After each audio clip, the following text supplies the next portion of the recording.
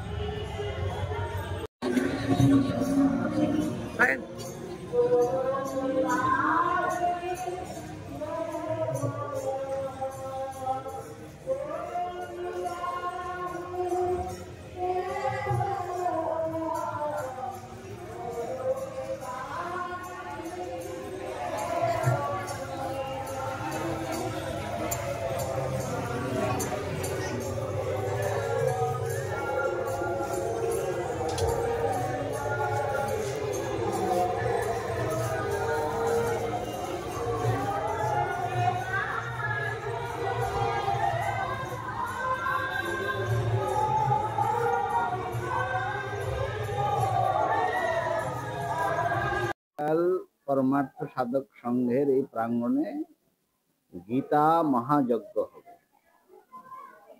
এটাতে ভগবানের আরাধনা করা হয়, গীতার প্রত্যেকটি শ্লোক পড়ে তার সঙ্গে মন্ত্র সম্পর্কিত করে আহুতি দেওয়া হয়।